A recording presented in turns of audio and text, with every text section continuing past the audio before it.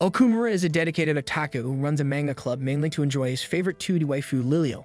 But one day, a girl named Risa walks in and asks to join the club. Okumura, traumatized by past experiences, wonders why a girl would want to join a club dedicated to jock and mommy milkers. He then decides that he needs to find a way to get rid of her. Soon, his chance comes when the girl gets excited by the dolls on the shelf. He thinks that showing her the strippable figurines will send the message, but to his surprise, Risa criticizes the color of their panties, suggesting a better alternative. This leaves Okumura torn between kicking her out and seeing her as a kindred spirit. But Risa apologizes for her weirdness and for judging his taste. However, Okumura is curious how a girl could be interested in such things. She then explains that she's always been a bit unusual and shy. Okumura encourages her love for Lilio, but Risa soon claims that no one loves the fictional character more than she does. Hearing this, Okumura scoffs and Risa challenges him, explaining that she often imagines herself as Lilio because no boys are interested in her. Okumura doesn't believe that he has competition, but suddenly Risa notices a movie on the screen and begins to fangirl over it. Forgetting that he was supposed to kick her out, they ended up watching scenes from one of Lilio's movies, screaming with excitement together. Soon, Okumura realizes that she's the perfect Lilio fan for the club, but her being a 3D girl is a deal-breaker for him. Risa then blushes and asks Okumura for a favor, revealing she has a weird hobby she's never shared with anyone. However, Okumura reassures her with some corny anime lines which he learned from his senpai. Feeling encouraged, Risa then reveals her cosplay collection and her dream of making cosrums. Okumura is shocked by this, but Risa insists that he shouldn't judge his own kind. She explains that her obsession started as a kid, but she kept it secret until she saw other girls at events and realized it was okay. Now she proudly embraces her cosplay kink and hopes to make a costume for Lilio. Okumura then apologizes for judging and asks how he can help. Upon hearing this, Risa asks if he'll take pictures of her in cosplay for the club. But Okumura questions why he has to do this, and Risa explains she wouldn't trust a stranger and feels safer with someone who shares her passion for Lilio. Grateful for his understanding, Risa insists it must be the heavenly fate that put them together and asks if she can join the club. Initially, Okumura remembers that it's been an all-male club so far, but agrees for the sake of the culture. Risa is thrilled, and Okumura assures her he's only into 2D girls who can't talk back, so he won't be affected by her cosplay. However, Risa seems to take that as a challenge and starts taking off her skirt, catching Okumura off guard. He then blames Risa for assaulting his eyes, but she innocently explains that she just wants to show off one of her costumes. The otaku virgin then quickly covers the windows with a board so no one else gets a peek. While he panics, Risa calmly puts on her costume, does her makeup, fixes her hair, and steps forward for the reveal. But when Okumura turns around, he can't believe his eyes, as it felt like seeing a real-life Lilio. He even gets a nosebleed when she says Lilio's catchphrase. He manages to get back up, but he's definitely not okay, stunned by how much she resembles Lilio. As he's still recovering, Risa shows him the fresh panties she chose for the costume and asks his opinion, turning around to reveal her big jacket, causing Okumura's virgin soul to leave his body. Later, Okumura wakes up with his head on Risa's lap, who has been worried sick. She then mentions that she will begin her debut photo shoot the next day, causing Okumura to turn into a blushing mess once again. The next morning, he enters crisis mode, wondering if he's falling in love with a real girl after swearing loyalty to his favorite manga page. Suddenly, Risa walks in and finds him watching a rare episode she's never seen. She then asks him to give her the rundown, and Okumura eagerly geeks out. But when she asks how he knows so much, he offers to show her his research methods. They soon grab some game pads and start gaming, with Okumura thinking that he has nothing to worry about. Suddenly, Risa asks to pause the game, stopping on a part where Lilio's treasure is in full view.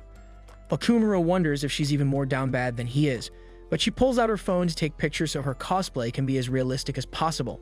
Her dedication is paying off, as Okumura almost loses it at the sight of her dedication. At that moment, Risa decides to get into character and starts stripping on the spot. Okumura quickly grabs the board while trying to convince himself he's simply impressed by her dedication. He then turns around to see her new one-piece costume and agrees to take photos of her. After setting up a plain backdrop, Risa starts posing, and Okumura immediately recognizes the poses from the manga, which makes him tear up. She changes into another outfit, and although Okumura has no idea what he's doing, he's actually having a lot of fun. However, when Risa looks at the pictures, she's happy with the results and glad her love for Lilio has come through. While on the other hand, Okumura still finds it surreal that she loves Lilio this much. She then tells him that she's ready to change back, so Okumura tries to give her some space until she informs him that her zipper is stuck and she needs his help to undress. He quickly tugs at the zipper and looks away before catching a glimpse of her melons. However, fate intervenes, causing them to trip and fall into his arms. She then thanks him for catching her, but points out that he also caught something else. Hearing this, Okumura almost had a heart attack, swearing it was an accident. But Risa says it's okay and asks him for some privacy to change, so he grabs his bag and runs from the crime scene. Once she changes back, she turns red and wonders why her heart is beating so fast, then runs home quickly to deal with whatever feelings she might have caught from him. The next day, the principal gets a surprise enrollment from a famous model who seems to have a thing against manga and Okumura's face. When she heads to class, all the boys become raging simps, drooling over her perfect body, while the rest of the girls become NPCs. However, Mikuri asks the losers if they have a manga club, and one guy thinks he's about to get lucky until she says that she hates manga. Meanwhile, Okumura looks like a steaming pile of regret as he remembers the moment he touched heaven and blames fate for his turmoil. He then heads for the club, hoping Risa isn't there, but the pink-haired lunatic is already waiting for him. There they share an awkward moment before Okumura brings up all the commotion of that morning. Risa then informs him that a new student joined their class that day, and she happens to be a famous model who's really cute. Okumura is surprised that Risa would say that until she starts geeking out over how perfect the model would be as Liliel's best friend. Just then, Risa pulls out an old camera, which Okumura recognizes as the one his senpai used to take pictures of the club's regular activities. However, Risa notices Okumura looking fondly at the pictures and apologizes for forcing him to go along with her demands. She then asks what he wants to do instead. But surprisingly, Okumura suggests taking pictures of her cosplay, as he honestly found it quite fun the last time. This caused her to cry rivers from his compliment, overjoyed to have his consent, and began to throw off her clothes for their first round of photos. Suddenly, Risa remembered that she couldn't pack her cosplay since the teachers were searching all the bags earlier, so she comes up with another idea and drags Okumura to an empty classroom. There, Risa suggests that he take practice shots of her in her uniform. But as sets up the camera, Okumura wonders why he's getting worked up since she's not Liliel. They soon start the photo shoot, but when Risa looks at the photos, she becomes lifeless, thinking she looks ugly. Okumura then reassures her, thinking she's just a normal amount of ugly, but Risa explains she wants to look like Liliel and apologizes for not being 2D. Suddenly, she has a brilliant idea to pretend her uniform is part of the cosplay. She takes off her glasses, shortens her skirt, and adds a bit of makeup until she looks like Sakura's level of attractive. Okumura wonders if he has a thing for useless girls, but tries to focus on his devotion to Liliel. However, Risa thinks her pose is too boring and tries to amp it up by striking more provocative poses.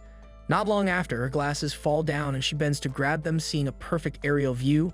Okumura starts snapping away.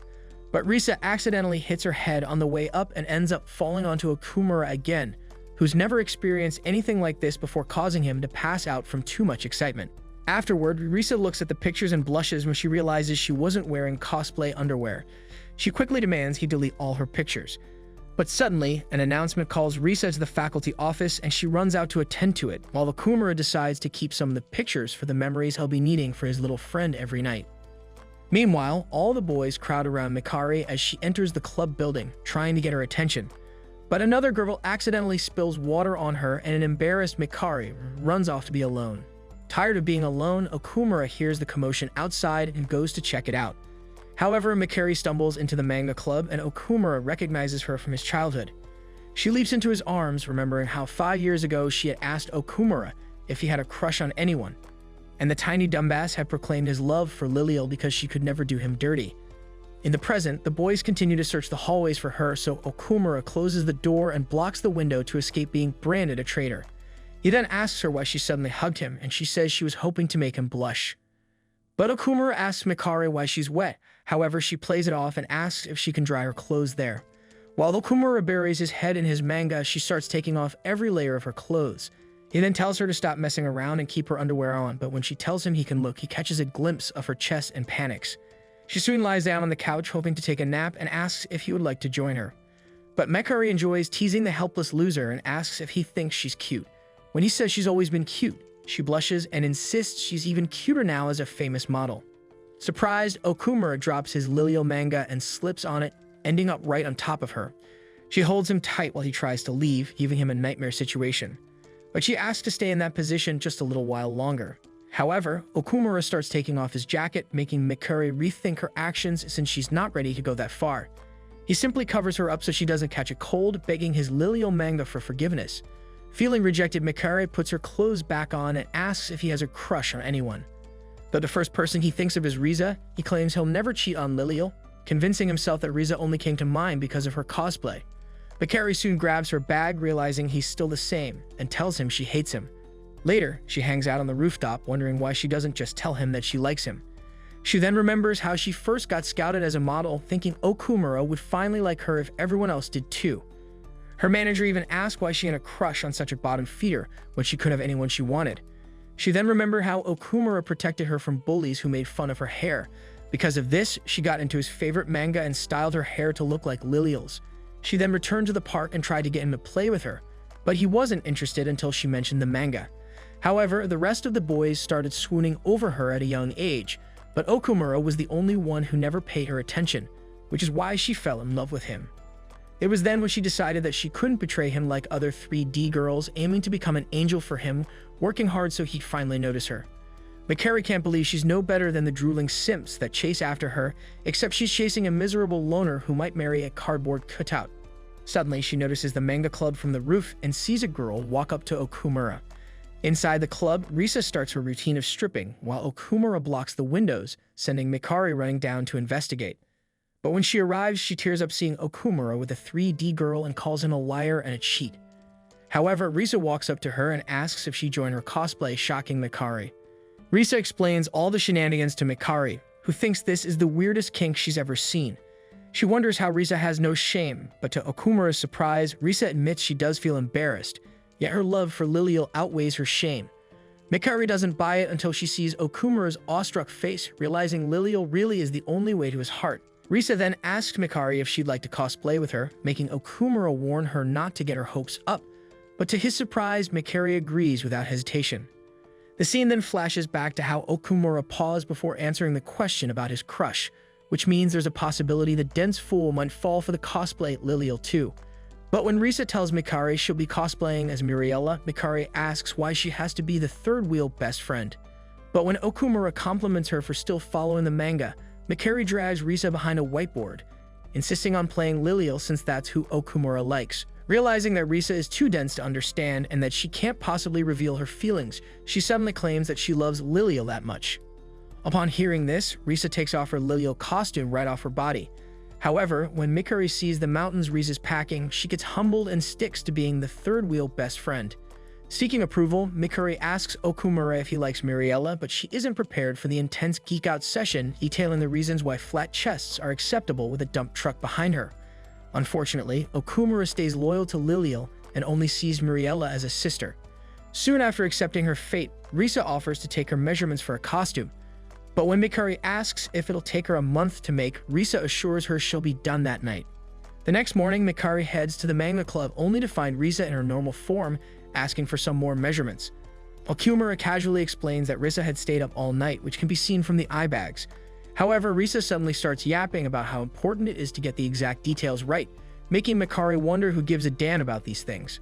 But Risa explains that she strives to make her cosplay as realistic as possible, making Mikari realize that her love for Lilial is no joke. When she finally finishes the costume, Mikari almost explodes when she sees a tiny string that Risa is calling a costume. However, Okumura reminds her that's her squad uniform, but Mikari can't help but think it's worse than being in her birthday suit. She then notices Risa's costume is just as revealing, but when Risa says she's going to wear it without hesitation, she decides she can't lose her and summons her inner demons. Later, Okumura looks away, but that doesn't stop him from hearing all the details of the girls' changing session, which features Mikari's badly hidden jealousy of Risa's watermelons. She soon notices that Risa is strangely into it for otaku reasons, so Mikari is hardly surprised to discover the girl has no friends. While Okumura sits in pure silence, the girls put the finishing touches on their hair and makeup for their debut. Upon finishing, Mikari can even hardly recognize her own reflection, but she hopes Okumura can finally look her way. As they step out and tell Okumura he can finally look, his brain overloads from all the exposure and passes out. When our virgin regains his composure, he compliments Mikari on looking perfectly like Muriella, and Mikari can't believe all her dreams are coming true. However, they soon turn into nightmares when Okumura dumps her for Lilial. Just then, Mikari realizes that even though she was never a fan of the manga, she always liked Muriella.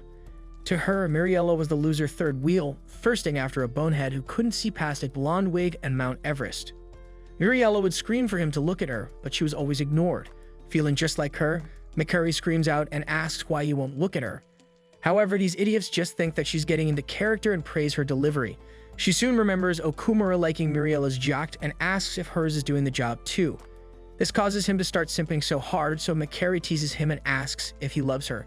He readily professes his love, which is something Mikari has been waiting 10 years to hear, although when she thinks about it, it's pretty pathetic, but not any less than you getting hard from watching an anime recap. Next, Risa pulls out the poses they'll be trying, and even though Mikari's contract doesn't allow it, she decides to go along with it. After setting up the backdrop, Risa tells Mikari she's free to back out if she's too embarrassed, but Mikari takes one more look at Risa's ballistic missiles and says hell no. Mikari steps forward, and Okumura realizes the deep trouble he's in and that he can't allow the shield hero to rise. Their first pose is for Lilio to heal Muriela by laying her hands on her ballistic missiles, which I can't show you due to obvious reasons. As they try to reenact the scene, Okumura tries his hardest to stop his nose from bleeding. However, Mikari is distracted by Okumura's praise, so when Lilio touches her chocolate chips, she accidentally makes her forbidden emote. Risa then praises her for making it look so realistic, and Mikari starts to question what exactly is going on here.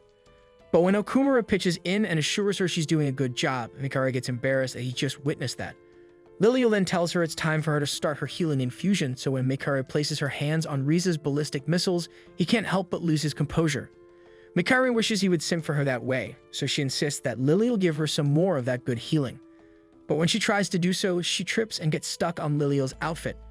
Risa soon asks for his help, but Mikari hates the idea of Okumura touching Lilio's missiles. Accepting that he has no choice, Okumura can't believe this is happening and tries to pretend they're sandbags. However, he still can't get them loose, so the only option is to unhook it, causing the whole package to be revealed. Later on, the team talks more about Muriela's backstory, making Okumura excited that Mikari is a creepy otaku just like him. She tries to deny it until she hears how much he enjoys talking about it with her and realizes that she never actually tried liking the things that he likes. This whole time, the big nerd was just happy that his childhood friend likes the same manga as him. Risa notices how much fun they're having and starts to look gloomy, so she thanks Mikari for helping out with the costume. But suddenly, Mikari breaks the news that they can't use the pictures due to her modeling contract, which causes Risa's soul to leave her body. However, Mikari says she can see why they like cosplay so much and wouldn't mind doing it again. As she heads out, she realizes she's still got time to bag her man, so there's no need to worry. After she's gone, Risa wonders what that feeling was, but Okumura snaps her out of it. She then suggests they finally put the pictures together for a cosplay album and sell them at the next event, as she's already signed up for one, which gives them about a week to pull it off. Okumura then offers to help with the editing, but Risa assures him that he doesn't have to do that. However, he tells her they'll do it together since that's what he promised and he's been having tons of fun anyway. That night, they manage to escape the school sweep, so they work overnight in the club. They soon get started, and Risa shows Okumura the ropes, but by her calculations, they'll take a ton of time to do 500 pictures. Risa starts to panic, thinking they should have started earlier, so Okumura grabs her hand and assures her they can make it work together. Just then, the security guard calls out for anyone in the room, so Okumura pins her to a wall and offers to give himself up if it comes to it. Thankfully, the guard remembers that he isn't paid enough for this and leaves. However, Risa stays stunned until she realizes she's not alone anymore, so she gets to work. A week later, they both look like they've just escaped from your uncle's basement, but the work is finally finished. However, when Mikari finds out they were up all night and are heading to an event together, she directly asks Risa how she feels about Okumura. Meanwhile, Okumura is wondering if the outing qualifies as a date. He tries to convince himself it's just a club event, but he can't stop worrying about what to wear. He then assumes Risa probably didn't think much about her outfit, but in reality, she tore her room apart looking for one. When Risa answers Mikari's question, she says Okumura is very supportive, kind of like Ashford. So Mikari points out that Risa is basically admitting she's into Okumura. Turns out, Risa herself had wondered if she was indeed falling for his otaku riz while choosing an outfit, feeling embarrassed without knowing why. Later, Okumura arrives at the train station, still fussing over his outfit, expecting Risa to show up looking casual. However, when she arrives, Okumura is stunned by how great she looks without her glasses and turns red. Risa worries about looking ridiculous, but Okumura compliments her, shocked at her fashion sense. She didn't have much at first, but after seeing some outrageous outfits online, she called Mikari for help. Mikari agreed to assist her the next day, dressing her in an outfit that made her look normal. When Risa thanked her, Mikari insisted they were even since Risa had made a costume for her. Now Risa and Okumura are the only ones on the train, so Okumura suggests they kill some time before the event. Risa feels silly for overthinking things since Okumura seems so calm, but he's actually on the verge of a meltdown as well. Now that they're dressed up, they totally look like a couple. To ease any tension, Okumura tries to break the ice with a dating sim topic like the weather, but is unprepared when Risa actually has something to say about it. He tries again and asks if she'd like to hang out somewhere. But when they arrive at the convention, it's not open yet. So they try to karaoke bar next, but that place is closed too. Okumura soon notices Risa looking a bit down, so they head to a manga cafe, but all the rooms are taken. Finally, Risa stops him, revealing her feet are hurting from all the walking in heels. As Okumura checks if she's okay, he realizes it's his fault for not noticing. They then sit together with nothing to do until Risa mentions a spin-off episode of Lilial that aired last night. This quickly made them forget their troubles and start geeking out over Lilial, making Risa happy. After this, Okumura apologizes for not taking better care of her, but she insists she always has fun with him. This experience then made Okumura realize that maybe 3 gi girls aren't so bad if they're like Risa. Suddenly, Risa notices it's almost time for the event, so they head to the hall to set up. Okumura is underwhelmed by the size of the event, but when Risa assures him it's one of the big ones, she starts getting nervous. When they reach their booth, Okumura suggests setting up their gear until Risa breaks the news that they forgot to print covers or posters. He then tries to control this frustration as Risa points out their neighbor's well-done costume, unlike their blank covers. To make matters worse, she handwrote the titles on the DVDs, making them look shady. Just then, their neighbor comes over to greet them, surprising Risa by cosplaying as a recent character. Magino asks what they're selling and Risa explains they're newbies and forgot a bunch of stuff. But when Risa says it's a Lilial Cosrum, Magino is shocked at how outdated her choice is and advises that she won't get much attention if she doesn't cosplay current characters. However, Magino reassures her that everyone's first time is tough, but she can make it work if she's good at sales. Okumura then asks Risa if she brought her costume so people can at least know what they're selling. However, Risa wants to try selling as herself, feeling intimidated by the other cosplayers. Despite Okumura's assurance that her cosplay is much cuter than the neighboring cosplayers, Risa continues to doubt herself. The event officially begins and the air is filled with the smell and desperation as people like you start to enter the room. Okumura and Risa's booth gains no attention while Magino is selling out instantly. Magino and her assistant soon come over to encourage Risa to be a literal poster girl and take charge, but they realize that neither Risa nor Okumura is comfortable talking to strangers, highlighting their otaku status. Finally, the customer approaches their booth but hesitates when Risa mentions that it's a cosplay of Lilial, who is considered old and overdone. Okumura suddenly realizes that if they attract customers, they'll see revealing content of Risa, and he starts to dislike the idea. He feels relieved when the customer backs out and almost hopes no one buys from them. Just then, another customer approaches and asks if Risa is in the cosrum. Risa confirms it, but when the man asks if there are explicit shots, Okumura becomes strangely defensive. Risa then explains that it wasn't an OnLife's photo shoot, causing the customer to leave, claiming it's too expensive. Okumura asks if the pictures really have zero-edge potential content, and Risa explains she can't sell any softcore content since she's not of age yet. Okumura is stunned as he asks what he's been getting nosebleeds over all this time, and Risa explains that those were just for her. Suddenly, Risa suggests they pack up and leave since no one's going to buy ancient cosplay with no provocative content. However, Okumura realizes he's been a bad partner and tells Risa to change into her Lilial costume. He turns red and apologizes for trying to keep the Lilial content to himself, but since it's her dream for everyone to see her cosplay, he insists on helping her. Risa worries that her cosplay won't be good enough, but Okumura assures her that her cosplay is the cutest in the world and admits that he even felt like Lilial was real. Before Risa can process what kind of confession that was, Okumura whisks her to the changing rooms. They don't have much time until the end of the event, so Risa promises to change as fast as she can. Okumura paces outside like a father when he suddenly hears deep voices coming from the women's changing rooms. He tries to tell the men off, but they inform him they're actually women too. So he quickly apologizes for his mistake, but the girls tell him that it's fine. While he waits, Okumura checks out Magino's photo shoot, which is attracting a lot of attention. But he overhears 2 photographers lamenting how boring this year's cosplay is. Meanwhile, Risa arrives at the changing room and is overwhelmed by the scene. Though most people are changing out of their costumes to leave, Risa finds a spot and starts to get ready, only to realize she forgot to pack a wig cap and other essential items. At this rate, there's no way she can pull off being Lilial. Suddenly, one of the girls walks up and offers her a wig cap, shocking her. In seconds, a swarm of helpful otakus surrounds her, asking what she needs and encouraging her since it's her first time. Thanks to their help, she's able to suit up. But when the girls discover she made the costume herself, they are very impressed. Risa then offers to return their items, but the girls explain that everyone has received help from other cosplayers at some point, so she should repay the favor to someone else in the future. One of the girls recognizes Risa from her first event and is glad to see her finally make it back. When Risa hears the photo booth will be closing soon, she turns around and flashes the girls, who insist she can't go out without covering up. One of them gives her a pair of short pants, and Risa finally adds the finishing touches, making even the girls blush. On her way out, Risa runs into a cosplay guy who tells her how worried Okumura was and remarks on what a great partner she has. Outside, Okumura waits for Risa's debut, and just in the nick of time, Risa walks out confidently and calls out for her Ashford. As the shield heroes start to rise, Risa hurries toward Okumura, feeling a bit nervous. Magino's assistant, overwhelmed with nostalgia, starts to fangirl over Lilial, attempting to control his excitement so Magino doesn't notice. Meanwhile, the two potential customers from earlier regret their missed chance, and other men start canceling their rides. Okumura and Risa are unsure of how to proceed, and as Risa searches for a spot for photos, she is suddenly surrounded by a crowd of eager men. However, Magino suggests to her photographer that he take pictures of Risa, but the photographer is so overwhelmed that he nearly screams in excitement. But Magino encourages him to lead the group of fellow fans and clear space for her photo shoot, advising them to form a semicircle. Okumura then thanked him for his help, but the photographer was simply angling for the best shot.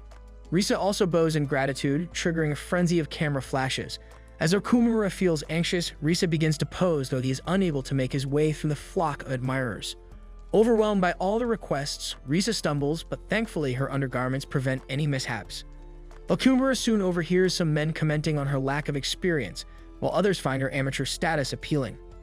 Recognizing the poses from a manga and anime, Magino deduces that Risa is a die-hard Lilial fan. He asks the photographer for his thoughts, who remains loyal but admits Risa's likeness to Lilial is astonishing.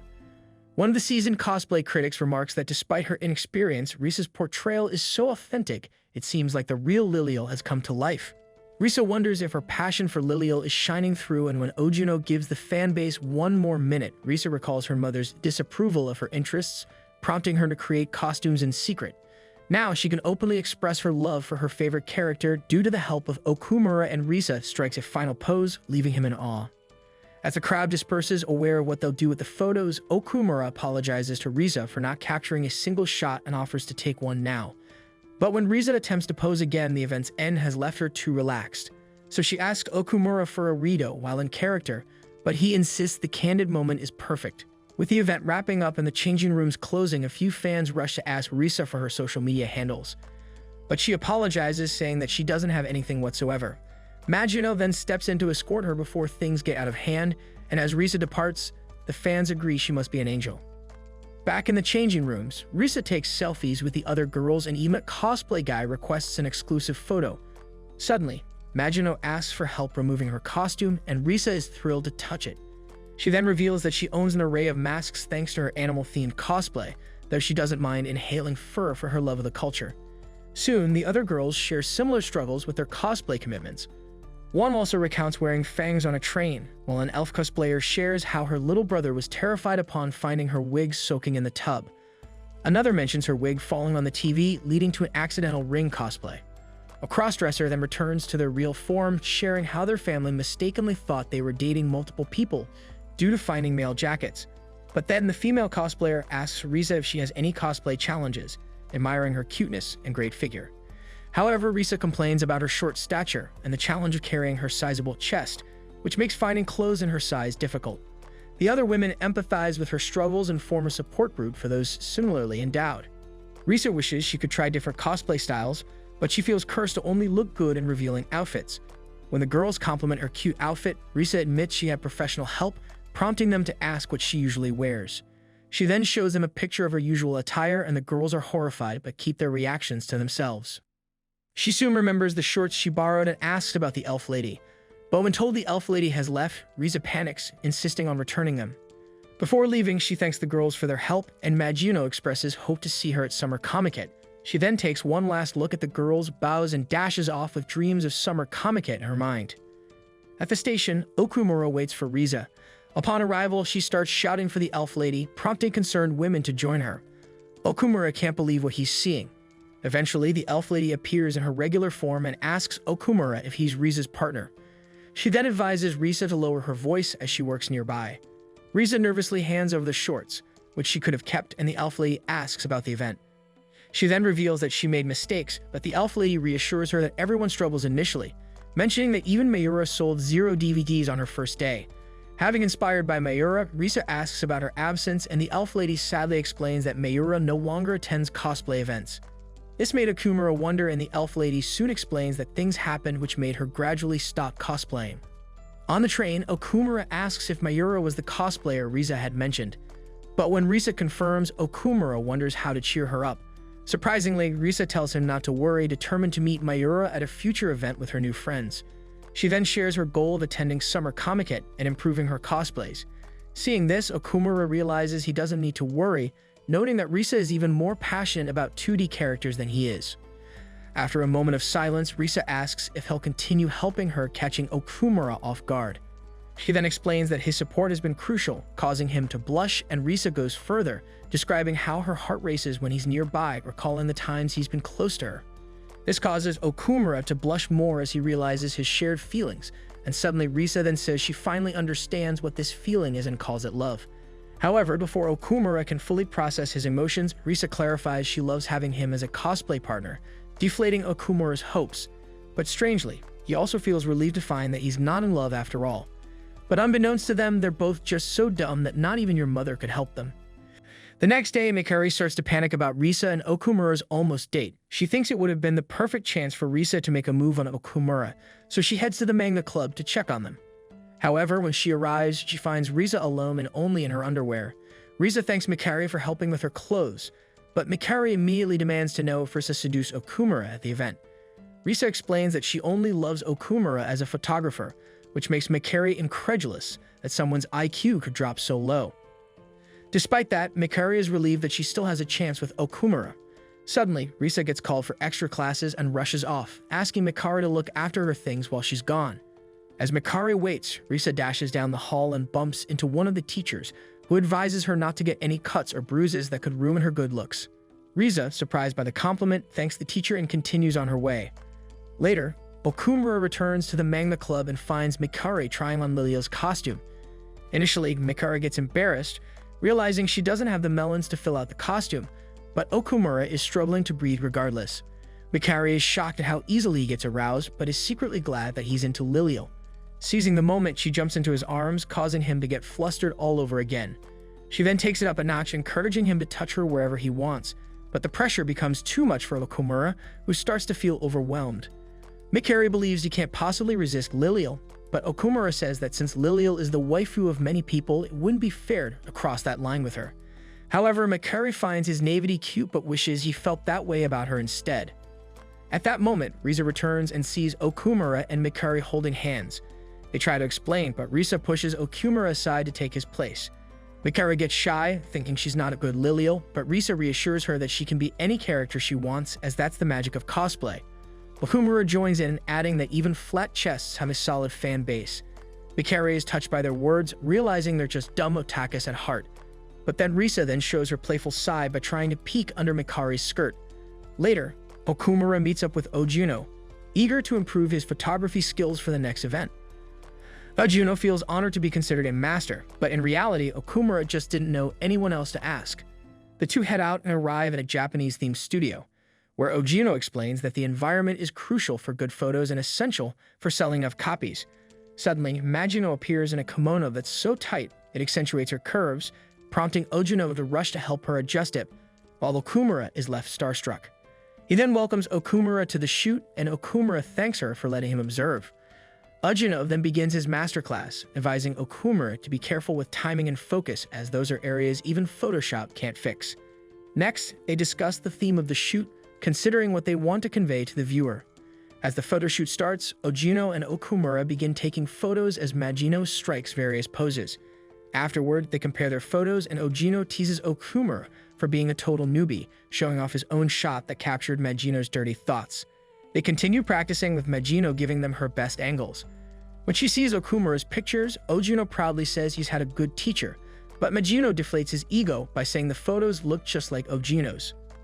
Magino then asks Okumura if they can take some knockier shots, and Okumura hesitantly agrees if she's comfortable with it. However, Magino strikes a more provocative pose, but Okumura is not used to seeing such things. Magino, clearly understanding, reassures him that they're just helping their cosplay partners achieve their dreams. Suddenly, Magino asks if Okumura has a crush on Lilial, suggesting it might explain why he's hesitant. But Okumura denies it, saying he's just uncomfortable. Seeing this, Magino advises him not to bottle up his feelings so he can build stronger relationships with people. Okumura then thanks Magino for the advice and reassures him that since they were table partners at the event, they're basically friends now. Magino also expresses his gratitude to Okumura, explaining that he's rekindled his passion for Lilial cosplay, while adding that photographers always speculate about who will be the next big cosplayer. When Okumura asks for clarification, Magino explains that there are 4 women who currently dominate the cosplay scene, known as the 4 Heavenly Queens of cosplay. These include Nagomi, the Heavenly Wonder, Yoki, the pantyhose lover who drives men wild, Erika Owayuki, the shape-shifting mystery beauty, and Mayura, the thighs that defy lies. However, Magino mentions that there are more than just 4 great cosplayers, but suddenly Okumura asks about Mayura's retirement. Hearing this, Magino immediately confirms that Mayura hasn't appeared since last year's Summer Comic-Con, leaving everyone wondering who will take her place. However, he then recalls the shock he felt when he first saw Riza at the event, a reaction shared by many others, which reminded him of Mayura's impact. He then announces a friendly rivalry, mentioning that it would be less thrilling if Okumura remained a novice photographer. This made Okumura recall that moment from the event and understands why people kept referring to him as Riza's partner. He realizes they're a team and must reach the finish line together. Magino, however, picks up on the fact that Riza is her real name, but he promises to keep her secret as long as she appears at the next cosplay event. The next day, the student council meets and agrees to demote a club in favor of one that is performing better. Meanwhile, Okumura shows Risa his new stash of late-night sword polishing material, and as usual, Risa geeks out over the magazines, excited to try them herself. However, Okumura's mind quickly drifts to unholy thoughts, and he tries to shake off the degeneracy. But when Risa gets excited at the idea of Lilial in chains, Okumura realizes he's outclassed in the freaky department. Inspired by Risa's excitement, she suggests they take pictures of Lilial in peril. So Risa gets into character and Okumura starts snapping away. Remembering Ogino's lessons, he focuses on her bound arms and makes some minor adjustments. With his guidance, Risa strikes the perfect poses, and when she sees the photos, she praises him for improving so much. She's surprised to hear about his lessons with Ogino and is touched that he would go to such lengths for her. He then tells her that they're a team, and if she wants to become cosplay famous, he's willing to put in the effort. Risa admits that she originally only cared about showing her love for Lilial, but after attending the event with Okumura, she started wanting more. She had so much fun, and if going to larger events and sharing her love for Lilial could be even more enjoyable, she's all in. Okumura says he had fun too, and they promise to see how far they can go together. Just then, 2 student council representatives arrive and tell him to open the door. Okumura quickly tells Risa to hide, and when he opens the door, the students inform him that his club is being demoted since it hasn't qualified for full club status in 3 years. As a result, they'll have to give up their room to another club. This crushes the soul of our humble king and Risa, who's been listening silently to their conversation. The student council president then tells them once again to vacate the room if they still can't manage to keep their status as a club. After she leaves, the 2 are left speechless, as they are about to lose the sole thing that is keeping them together. After seeing Okumura spacing out, Risa snaps him out of his daze by giving him a hard slap. If they really have to vacate the room, this means that they'll also have to move all the erotic figurines and sword polishing books. Feeling like everything is lost, Okumura sits in silence and ponders his next move. But suddenly, Risa stands up and gives him a solution to their problem. She reminds him that the decision isn't set in stone yet. Therefore, if they're able to perform their club activities properly, they won't have to leave their club room. She then adds that if they really lose their club room, she hopes that Okumura won't disappear too. Seeing Risa's determination woke Okumura's inner beasts and gave him the push he always needed. He then goes straight to the student council room to negotiate terms with the council president. Turns out there is still some hope for our Otaku duo to keep their little goblin cave. However, the catch is that they have to find a teacher who's willing to supervise their club's activities. Then the student council president reiterates that they're not trying to eliminate the manga club, as they're just enforcing the rules, and notes that Okumura is welcome here if he needs any help. The president then gives him a list of advisors for reference, and our Otaku king continues his journey once again. However, in the faculty office, Okumura struggles to find a teacher willing to supervise their club. Most of the teachers there are already busy and have their own clubs to handle. Suddenly, Mr. Daddy comes to the rescue and informs Okumura about a new teacher who's just recently joined. As Miss Hanyu is new to the school, chances are she isn't handling any clubs yet. The scene then shifts to Okumura finding Miss Hanyu with some freaky students in the science lab doing God knows what. He then informs Miss Hanyu about the problem he's facing. However, since this is in the middle of the semester, she's currently busy with other work. But as he's about to leave the lab, Okumura feels like he has seen the teacher somewhere before. Somehow, the teacher reminded him of a Milky Elf cosplay which he accidentally blurted out. Hearing this, Miss Hanyu dragged Okumura into the closet to confront him about the name he just said. Turns out, this beautiful teacher was once the famous cosplayer that was referred to as Mayuri. She proceeds to threaten our Otaku lord, but suddenly, Okumura tells her that something is pressing against him. This enrages Mayuri again, but finally she ends up listening to Okumura's plea. Secretly, she thought that their club was amazing but tried to play it off to hide her feelings. This then reminded her about her previous encounter with Riza, whom she felt was really familiar. She was touched deeply by Riza's development and thought that this encounter was a miracle. However, she insisted on denying the position as Mayuri felt like she had betrayed cosplaying. Seconds later, she lashes out explaining that she quit cosplay for good because she had to pursue her career and that it won't be good for a teacher to be seen on erotic books.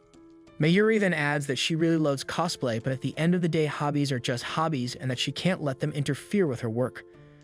From the beginning of her journey, she was always ready to quit cosplay when the time came, but did not tell anyone about it.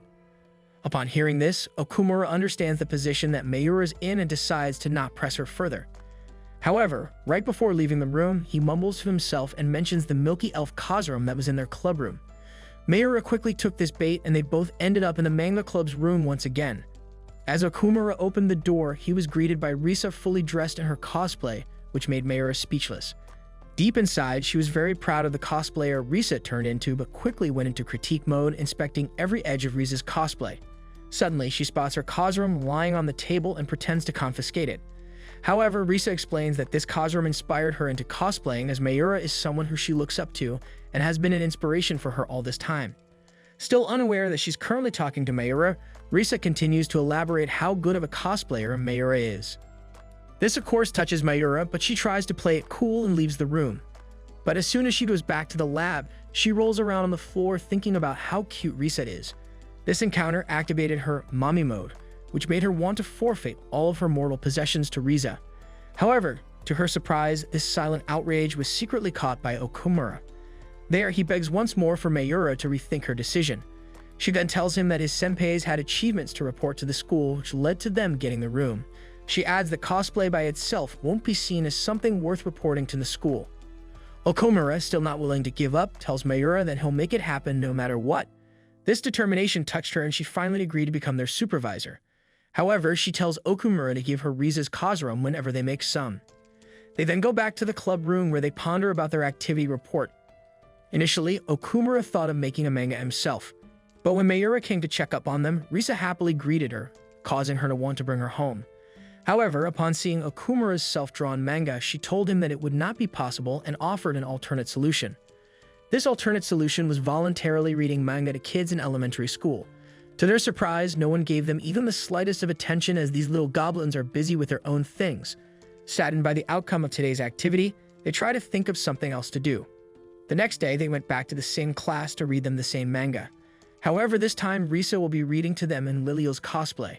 This caught the attention of all the little thirsty goblins who sat around a circle to listen to our mommy's manga reading time. While Liliel read the manga for them, Okumura takes pictures of Liliel for them to include in their activity report. However, on the way home, Risa seemed to be lost in her own thoughts, which prompted Okumura to ask her why. That night, while Sensei was busy minding her own business, she received a call from Eri. Upon receiving the call, Eri informed her about her encounter with the pink-haired girl they met long ago. She then asked her about the upcoming comic hit and a certain costume she had been saving. But Mayuri simply told her that she had thrown it away and that she's a teacher now. Deep down, Mayuri still wanted to do cosplay, but a part of her is ashamed about people finding out her hobby. The next day, Sensei came to the club room to check up on our Otaku duo once again. However, she was shocked to find out that the both of them decided to trash yesterday's activity, not wanting to use it for their report. Still speechless, Sensei then tells them that they have to submit something. Turns out, after some reconsideration, both of our weebs decided that this report wasn't good enough. They felt like they were lying to the school and it really bothered them. To them, cosplay was something they were proud of and they did not see any reason to hide it from people. Upon realizing this, the both of them agreed to dump the fake report and submit a new one. After hearing their little story, Sensei could finally see where they're coming from. However, she emphasized the need for a report in order to keep this room. Risa then told her about an upcoming big cosplay event which will be held next week. Instantly, Sensei objected to her idea and tried to tell them that this was a really bad idea. She added that Risa had no idea how the outside world judges people who cosplay. Sensei then insisted on them submitting the fake report in order to protect their club room. However, Risa told her that while it might save their club room, they'll end up losing something else in the process and wasn't open to the idea. These words caused Sensei to have some flashbacks about her cosplaying journey, making her even more frustrated. She then tells them that not everyone will take them seriously even if they're serious about something. But Risa once again stuck to her ideals, telling Sensei that even if she's shy sometimes, she would always be proud of what she loves. She would never lie about her passion and would never betray what she loves. These words touch Sensei's heart as she remembers the first time she met with Risa.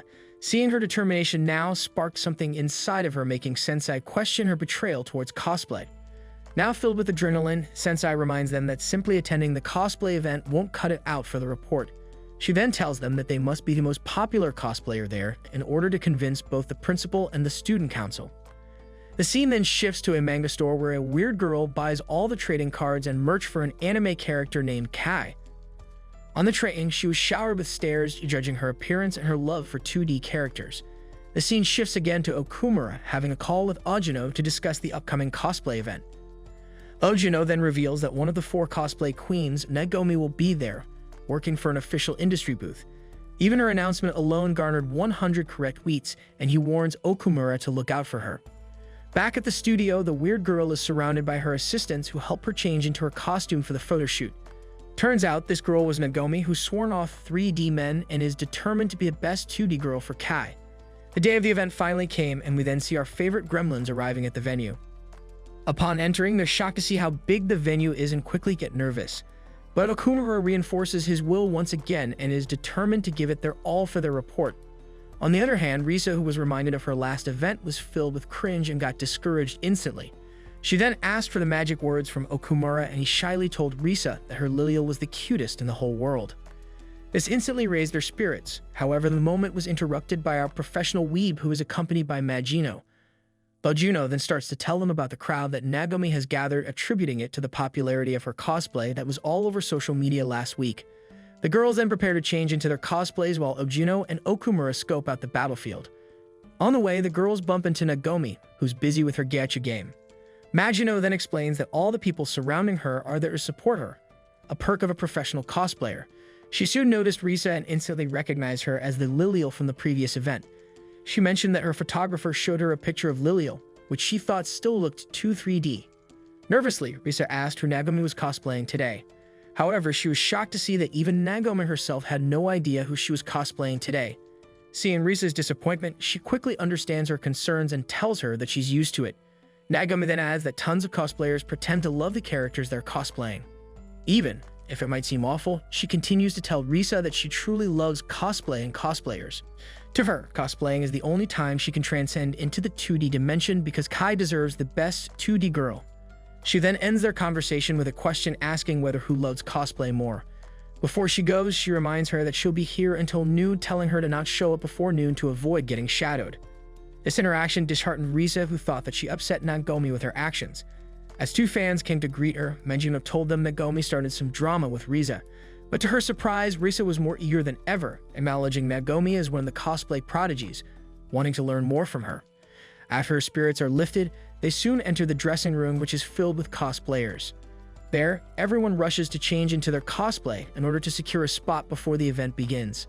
The scene then shifts back to our King Goblin and Little Goblin, who's currently devising a war plan in order to defeat Nagomi. Their plan is to place themselves on the nearest exit to Nagomi's booth, predicting that a lot of people will go home right after seeing her. If enough people stop to get pictures with them, they're certain that they'll create a buzzing crowd. However, as the event is about to start, back at the dressing room, Risa is seen nervously staring at her Lilial costume, remembering Nagomi's parting words. Sensei sneaked into the cosplay festival. It had been a while since she attended one, and she had missed these events dearly. But she quickly focused, remembering that she was here to support her students. In Nagomi's room, the costume was ready, and when Nagomi put on her cosplay, she looked absolutely stunning. Nagomi complimented the costume, but her manager noticed that Nagomi seemed distracted, still thinking about Riza. Nagomi confessed that Riza reminded her of Mayuri, who also only cosplayed as one favorite character. Nagomi wasn't fond of this, as she always changed her cosplays to surpass Mayuri, but Mayuri always outperformed her in sales with just one character. This had made Nagomi develop a dislike for cosplayers like Mayuri. Nagomi asked not to be seen as a villain, as she believed Risa had great potential but wasn't using it, which frustrated her. She feared that, like Mayuri, Risa would burn out eventually. The manager understood and asked if Nagomi was angry with Risa. Nagomi clarified that while she had said negative things, she didn't truly dislike Risa. She just worried that if Risa didn't get it together, she wouldn't last long in the scene. Magino, already dressed in her costume, noticed that Risa was still sitting on the floor, not yet ready. Risa suggested they go without her, but Magino headed out and met Ojino and Okumura. Okumura asked where Risa was, and Magino reassured him that there was no need to worry. Risa just hadn't changed yet. She told Okumura to help Risa if she struggled. Suddenly, they spotted Nagomi, and Okumura immediately noticed how different she was from the others, though Lilial was still a strong competitor. Nagomi saw Okumura and began to get nervous, realizing he was right there. The manager noted that Nagomi was perhaps too absorbed in her 2D character obsession. Nagomi thought that maybe the gods were rewarding her and decided to fully embrace her character, quirks and all. She read up on her character, immersed herself in the persona, and focused on perfecting the smile and mannerisms. Ojino was puzzled by the lack of attendees even after an hour had passed. They decided to head to the main stand, where they realized that the entire crowd was outside, photographing Nagomi's cosplay. Okumura was surprised, and Ojino explained that there were so many people there wasn't enough room inside, so they all moved outside. The manager suggested Nagomi take a break to rest, drink, and eat, but Nagomi insisted she couldn't break character, though she was still waiting to see her Kai. Magino mentioned they would have to wait until all the photographers were done. She also noticed how determined Okumura was, not wanting to give up. Okumura then decided to call Risa, who had been missing for a while. Risa answered, saying she couldn't find her skirt anywhere. Sensei, observing Okumura, Magino, and Ojino, listened in. Risa explained that she was sure she brought her skirt, and Magino speculated that someone might have accidentally taken it. However, questioning all the cosplayers wasn't feasible at that moment. They weren't sure what to do, and Okumura said he checked the lost and found. Risa assured them it was fine, but was clearly upset, starting to cry as she confessed that losing the skirt made her feel unworthy of wearing her cosplay. Magino noted that Risa still hadn't gotten over Nagomi's words, and Okumura decided to clarify things. A few minutes later, Okumura, upset by how Nagomi's words had affected Risa, sat next to her and encouraged her not to give up, reminding her of their promise to each other. He admitted he didn't know exactly how to comfort her, but Risa's thoughts drifted to her report. Okumura told her to forget about the report for now. What mattered was the present moment and her love for cosplay. Risa had started cosplaying out of her love for Lilial. Okumura urged her to stop overthinking, questioning why she even started cosplaying in the first place. Risa, feeling even more disheartened, found that Okumura's words struck a nerve. Okumura stood up and left, telling Magino and Ojino to focus on their own matters, as this was between him and Risa. Sensing Risa's despair, Sensei decided to step in. She approached Risa, who immediately recognized her. Sensei said she had overheard everything and asked Risa what she planned to do next. Risa started crying again, saying she had never seen Okumura so angry and felt responsible for everything. Sensei comforted her, assuring her that she shouldn't blame herself.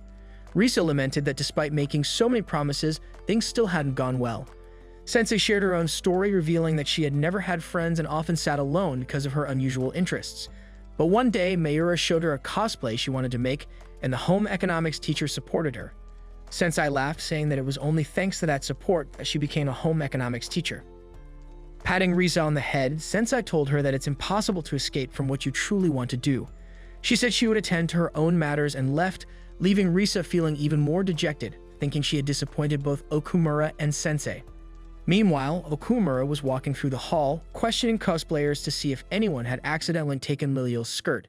Magino and Ojino, watching this, remember how Okumura had promised to help Risa, highlighting their commitment to facing challenges together. Magino remarked that Okumura was so kind, making her a bit envious. As Risa sat unsure of what to do, Mayura appeared in her cosplay before her.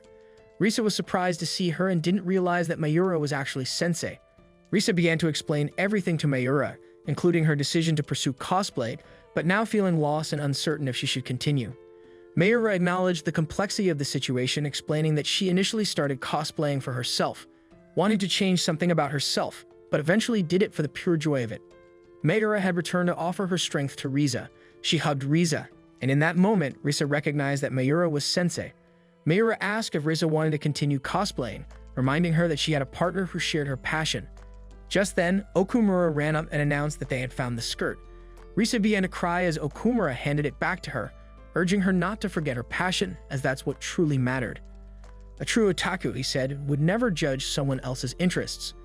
Okumura emphasized that it's not about meeting societal expectations or struggling with pressure. What's important is her love for cosplay. He reassured Riza that it wasn't about Lilial or anyone else.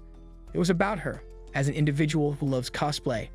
Ojino then approached, informing Okumura that Nagomi's photo shoot would soon be over, giving them only 10 minutes to find new fans. However, Riza mentioned that it would take her an hour to get into costume, leaving little time. Okumura was at a loss until Mayura appeared and offered her help. Ojino and Okumura were surprised to see Mayura. She told Riza to persevere, reminding her that her partner had worked hard. As their club advisor, she promised to help buy them time. The manager announced that it was time to wrap things up, but Nagomi insisted on staying since Mr. Kai had not yet arrived. However, the manager cautioned her not to overdo it. Okumura, hearing that everyone was about to leave, wondered how he could stop them. Just then, Mayura appeared, and everyone, including Nagomi and one of Mayura's distant friends, immediately noticed her. They all rushed over to Mayura's booth, which instantly annoyed Nagomi. Feeling frustrated, Nagomi removed her lower clothing to show off her jiaked, declaring that she still had things to do. She resolved to compete with Mayura, as she had always lost to her in the past, and was determined not to lose this time. The group didn't know whom to focus on, and Okumura, observing the situation, realized he needed to calm himself.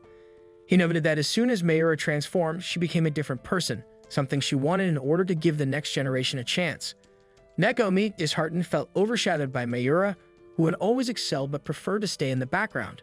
What irritated Nagomi most was that Mayura was loved for her character, not for being herself, and this bothered Nagomi deeply. She couldn't understand why people didn't love their characters the way she thought they should, and began to question whether cosplaying was truly worth it. She realized that she only loved Mr. Kai and valued herself more than any of her characters. Mayura, however, appreciated Nagomi's dedication, and Ojino mentioned that cosplayers should aim for such a high level, as it represented the pinnacle of the craft. Meanwhile, Riza put on her costume knowing it wasn't perfect, but remembered Okumura's support. Nagomi understood that she was giving her best effort, but no matter where Mayura was, Nagomi always felt inferior and unable to be the best. She couldn't understand what she was doing wrong, even smiling felt forced. Mayura noticed Nagomi's sadness and thought back to a time when Nagomi had loved interacting with people who enjoyed cosplay, even if they were beginners. But then one day, Nagomi declared she wanted to become a professional and revealed that an agency had contacted her. Mayura couldn't accept Nagomi's offer to join her, seeing cosplay as just a hobby, whereas Nagomi seemed to lose sight of her own success, focusing only on the shadows and ignoring her own brilliance. Even though Nagomi was more popular and sold more than Mayura, she never recognized it, and every negative comment deeply affected her. Mayura couldn't understand why Nagomi didn't love what she was doing anymore, as Mayura herself had only recently come to understand that. Deciding to step back, Mayura told Nagomi that she didn't want to compete with her. She wanted Nagomi to meet an extraordinary girl, someone she'd remember forever. Mayura's cosplay came from a deep love for the character, and she was confident that everyone would fall in love with it as soon as they saw her, because she looked like a true angel. As soon as Lilial appeared, everyone's attention shifted towards her. Nagomi was taken aback because, despite all the obstacles, Riza had managed to lift her spirits and decided to compete with her. Mayura simply waved at Lilial and left her alone, and then quickly went inside to change her clothes and take pictures of Lilial, as she looked so adorable. Ojino and Okumura offered their support, while Riza excitedly announced that anyone could take as many photos as they wanted. Suddenly, one of the photographers noticed that Lilial seemed to be glowing. Riza, filled with admiration for Lilial and for cosplay itself, realized she no longer needed to question whether she should cosplay. It was clear that she was passionate about it. The crowd, captivated by Lilial's cuteness, grew larger. Nagomi, feeling a pang of envy, couldn't understand why Riza seemed so happy and at ease. Soon, however, Nagomi began to see the truth. Riza hadn't come to compete, she had come to showcase her cosplay. Nagomi recognized the same joy on Riza's face that she had once felt at the start of her own career. She recalled how awkward she had been at first, but how much she had loved her 2D character. When she finally cosplayed a character she admired, people praised her for being cute, and that praise fueled her passion for cosplay. It was then that Nagomi began to embrace herself, finding great joy in being seen as adorable. But once she became a professional, Nagomi realized that she had closed herself off from the audience and stopped loving herself. She couldn't pinpoint where things had gone wrong, but she understood that she had lost sight of what truly mattered. Dropping her staff in front of everyone, Nagomi had an epiphany. She now knew the answer to the question that had been haunting her. Apologizing, Nagomi explained that she needed more time, as she had decided to return to where she had begun. Mayura was relieved that Nagomi hadn't given up or crumbled under the pressure. Nagomi thanked Risa for helping her rediscover the simple joy that made cosplay so much fun. This sparked something inside of Nagomi, who vowed to herself that she'll make the gods of cosplay smile upon her. She wants everyone to look at her, especially Kai, whom she has been looking for all this time. On the other hand, our goblin duo realizes that Lilial had lit something inside of Nagomi, which caused her crowd to grow even further. However, Okumura points out that Lilial's own crowd is also steadily growing bigger, although not as fast as Nagomi's. Seeing this, Ojuno marvels at Lilial, who he thinks is quite good at making her crowd stay. When cosplaying, one of the most important factors to keep a crowd's retention is to have different poses and expressions. He mentions that Lilial is a prodigy at this, having remembered every single one of Lilial's poses. Most newcomers would only have 5 to 10 different poses when cosplaying. Lilial then continues to change her pose, wanting to reenact one of the scenes she saw in the anime. This, of course, excites all the thirsty goblins in the crowd who continue to take pictures of our lovely angel. In the midst of all this hype, our Dew Goblin also finally went in to take some pictures of Lilial for themselves. However, deep inside, Riza is feeling a tad bit nervous since this is her first time in front of a huge crowd. But after remembering all the hard work she had put into this cosplay, her happiness overshadowed this nerve-wracking feeling, causing her to shine even brighter. She then thanks Nagomi for helping her realize something truly important. To Riza, cosplaying is the way she shows her love for Lilial. It is a place where she feels safe and could truly be herself. Nagomi also began to acknowledge Riza after initially writing her off as a newbie. She felt comfortable competing with Riza, unlike Mayura, who always got her blood pumping. In her thoughts, she accidentally called Riza her rival, as she wants to shine brighter with her. The crows keep on getting bigger and bigger as more people are surrounding Lilial. Nagomi's photographer comments on the atmosphere of the event, mentioning that these kinds of crowds usually only form during Comic-Con.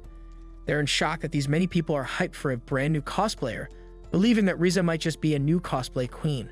Remembering that she had gone past her time, Nagomi raised her hand, marking the end of her photo session. As she tried to apologize to her manager, she immediately cut her sentence, mentioning that this was the cosplayer that she wanted to work with all this time. The end of the event soon came close, so Risa also concluded her photo session, thanking everyone in the crowd for their support. But before anyone could get her information, Risa sprinted away due to her cosplay almost falling apart. Upon reaching the main building, she dashed straight towards Okumura and hugged him. Risa was relieved and sorry at the same time, causing her to break down in tears. Okumura comforted her and told her she was the main character today and that everything will be okay. Sensei secretly watched their wholesome interaction and left soon after. However, as she was leaving, she was met with Eri, who gave her a finishing blow, ending her lineage. She then frustratedly scolded her for gossiping everyone all this time, calling her stupid. Eri mentioned that cosplaying was the thing that brought her together and that she cherished all the time they spent together. Cosplay might have been everything to Mayura, but she told her to not throw everything else too. Meanwhile, as our angel is about to enter the changing room, she accidentally meets Nagomi. She instantly fangirls over Nagomi's cosplay, with Nagomi doing the same over Riza's costume. It was then when she finally realized that talking to Risa was so much fun, and they decided to take a picture together. They also exchanged numbers, but were soon interrupted by Okumura. However, in the moment Nagomi saw Okumura, her inner demons came out. After finally meeting the Kai she's been looking for, she shyly introduces herself and instantly becomes jealous of Riza. Nagomi then tried to invite Okumura into cosplaying Kai, while sneakily asking for his number. The scene then shifts into the changing room where Riza interacts with the other cosplayers who complimented her for her performance today. But everyone's attention quickly shifts to Nagomi as she enters the public dressing room. Turns out her private changing room was overdue and she had no choice but to change in the public room.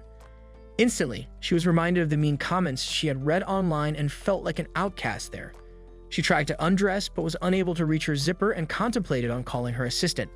As she was on the verge of tears, a few cosplayers noticed her and came to help. Not long after, she found herself being complimented by more and more people, which made her shed a tear. All this time, she never liked herself and saw everyone as her enemy.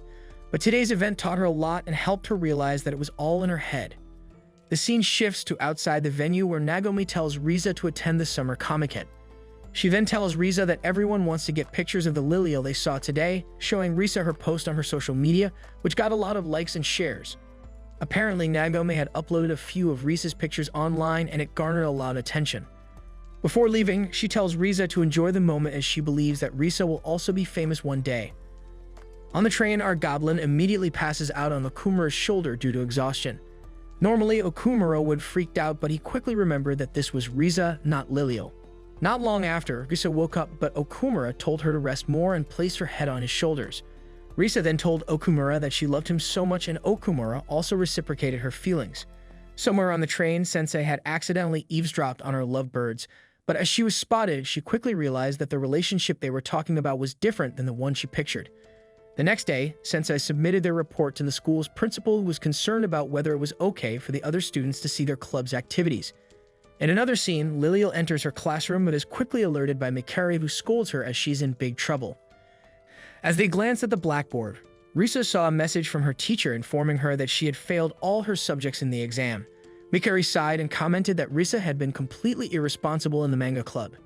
Meanwhile, Okumura sat waiting for a reply when Sensei entered the room, announcing that she had received news. Sensei told him their application had been approved, but their report would remain confidential. Okumura was unhappy and questioned why a simple cosplay activity needed to be kept secret. Sensei explained that she had tried to convince the principal to make the report public, but he had concerns. The principal didn't object to the activity itself, but felt that today's youth were fragile. If the report were published, it could lead to bullying in class or spread rumors online. Such reactions, he feared, could harm the students. Sensei was surprised by how much the principal cared for his students' well-being. The principal admitted he had made many mistakes in the past and didn't want more errors to grow from this situation. He decided against publishing the report to avoid future regret, advising Sensei that sometimes it's better to protect students, even if it means not fully agreeing with them. Okumura began to understand that the principal was making this decision to shield them from potential risks. He thanked Sensei for her efforts and wanted to hear what Riza thought when she entered with the student council. Riza had already agreed to the terms. Both Okumura and Riza thanked the student council president, who gave them the go-ahead but reminded them not to create any inappropriate content. Okumura was thrilled that their club had been saved. Sensei suddenly embraced Okumura and Riza in celebration, to which Okumura awkwardly remarked that things were getting a little too close. Sensei cheekily responded, asking where the downside was in that. Riza suddenly recalled that Mayura was in fact their sensei. Just then, Mikara walked in and saw the group hug, deciding to join in. Okumura, wanting to lighten the mood, challenged Sensei to a video game but quickly realized she was a formidable opponent, humorously nicknaming her the Milky Queen Succubus Mayura. Overhearing this, Mikari noticed Sensei's cosplay costume, while Riza explained that their teacher was a legendary cosplayer. Sensei, slightly irritated, corrected them, stating that it had been a long time ago and that she wasn't old, just 22. Mikari then mischievously asked Okumura if he would marry Sensei. Okumura listed all of Sensei's admirable qualities, making her blush and leaving her flustered. However, he ultimately said he would decline, explaining that Sensei was too real for him. Mikari was satisfied, but Sensei was clearly not pleased with the response. Riza then reminded Sensei that she had promised to share some life hacks. Sensei emphasized that the most crucial tip was taking accurate measurements. When Riza began to undress, Sensei quickly stopped her, and Okumura took that as his cue to leave, citing the student council's rule that nothing should disrupt the club's focus. Mikari, observing Sensei and Riza, noted that both of them had perfect proportions and large eyes. Sensei commented that it's much easier to become a cosplayer nowadays, as makeup used to be expensive and wigs were unavailable, forcing people to dye their hair. Just then, Mikari received a message from her manager canceling her upcoming cosplay activities, leaving her disappointed. Meanwhile, Okumura, in a surprising move, decided to throw away his private collection. The student council president noticed this and was impressed by his responsible behavior. She added, somewhat embarrassed, that some people feel emotional when parting with such things, even mentioning that Okumura could always repurchase them when he turned 18. Embarrassed, she decided to pray with him to lighten the situation. On the way to school, the student council president asked Okumura about any cosplay plans for the day. The next morning, Mijuno called Okumura with some surprising news. Rumors about Lilial had spread across the city. Mijuno explained that the buzz was due to Mr. Camera, a well-known photographer who only captures legendary cosplayers. If his photos were uploaded online, the cosplayer would instantly gain widespread recognition. The previous Mr. Camera published a new article featuring 5 rising stars in the cosplay scene, with Lilial securing 5th place. The article detailed everything about Lilial and her cosplay style, though Ojuno didn't have high hopes for her popularity. This angered Okumura, who fiercely defended Lilial, calling her the sweetest person in the world. The 4th place in the ranking went to Nono, a rising star known as the Ice Queen. When Risa returned to the club, Okumura excitedly shared the news that Lilial had ranked 5th among the rising stars. Risa checked the comments on the post and was overjoyed to see that people appreciated how much she loved Lilial. She felt an overwhelming sense of happiness viewing 5th place as just the beginning of her journey in the cosplay world. Okumura shared her enthusiasm but reminded her that cosplay wasn't only about competition, it was about passion and self-expression. However, an unusual girl appeared nearby, her eyes filled with jealousy over Lilial's 5th place ranking. The next day, Okumura accompanies Risa to a material shop in order to make her new costume. Inside, Okumura is amazed as it's his first time going to a material shop. Risa then explains that a huge chunk of the customers here are cosplayers, explaining all the cosplay lying around the store. She then excuses herself and goes to find the items needed for her cosplay. Okumura also checks out the items inside the store, but he soon spots someone struggling with a heavy fabric piece. Being the guy he is, he offered the person some help but was met with a death stare, causing the girl to flee. On her way out of the store, this nerdy otaku accidentally spotted Risa and recognized her as Lilial. Slowly, she walked towards our pretty gremlin and muttered Risa's position as the 5th place. However, Risa somehow recognized her as Nono, the Ice Queen, who was ranked 4th on Mr. Camera's list. Unfazed by this, the girl reached into her bag and took out an item which turned out to be a flyer. She then pointed at Risa, who thought of it as a challenge from her. After this exchange, the weird girl fled, and soon Okumura came to check on Risa. She then told Okumura what just happened, and they both deduced that the girl wanted Risa to participate in the upcoming event. This upset Risa a little bit because she only wanted to make friends with all the cosplayers she found. However, she believes that Nono isn't a bad person and accepted the invitation to her challenge. But they soon realized that the event was based on characters from a specific game. Instantly, Risa then reminded Okumura about the collaboration that happened between Lilial and that specific game. Okumura was shocked, thinking that it would be near impossible for Risa to finish a new costume in just a week. But our no-life gremlin quickly reminded him who she was and set off to complete her new costume. The scene then shifts to a dark room where our weird girl starts to undress. She then quickly gets into her cosplay and reflects on the encounter at the material shop. Turns out, our weird girl Nono is just an introvert with communication disorder. She initially started cosplaying because she wanted to make new friends. However, her introvertedness led her to fumble every chance she had with new people. But to her, today was a huge step forward as she succeeded in inviting Risa into the cosplay event she was about to attend.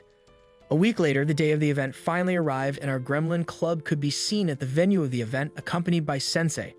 She then quickly shows off her new overpriced camera, which made Okumura jealous. But amidst their conversation, Nono was secretly watching them from behind.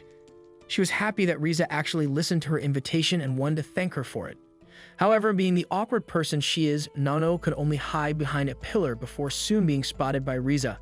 Upon noticing the uneasy Nono, she tried to greet her. But as she began to speak, Nono took off running in the opposite direction. Risa mistook her gesture as hatred towards her but brushed it off nonetheless. Suddenly, Nagomi greeted our duo and instantly blushed upon seeing Okumura, who resembled her Prince Kai. From afar, Nono witnessed as the Heavenly Queens surrounded Risa, thinking that she was already approved by them. Back to our gremlins, Sensei told Risa to hide the fact that she was her teacher and lied to Nagomi, telling her that Risa was her cosplay disciple. Turns out, Nagomi was here as she is part of the event, shocking Risa. The girl explained that she is scheduled to be at almost all cosplay events in the city due to her reputation. Hearing this, Risa's face quickly lit up as she was happy that she could meet her more often. The topic soon shifted onto the 5 rising stars in the world of cosplay. Risa then explained that she ended up here because she was challenged by Nono, the Ice Queen. Shocked to hear that Risa had entered another challenge, Nagomi thought that maybe cosplayers found joy in challenging each other. But on the other side of the venue, Nono was in pure shock as she didn't know Risa interpreted her invitation as a challenge. The scene then shifts to her childhood where she drew characters for her friends. However, as she grew older, people around her started to mock her and eventually she was all alone. Even her own mother disapproved of her activities, telling her to throw away her toys. But one fateful day, she accidentally crossed paths with some cosplayers. It was then that she was inspired to try out cosplay as she thought that it'll help her connect with new people. The first time she tried cosplay, she felt comfortable wearing it, and somehow she began to accept herself. She soon attended her first event, but thought that it was a huge disaster as she couldn't even get a single word out. She then noticed the ranking that was posted online where her eyes were caught by a certain Lilio cosplayer.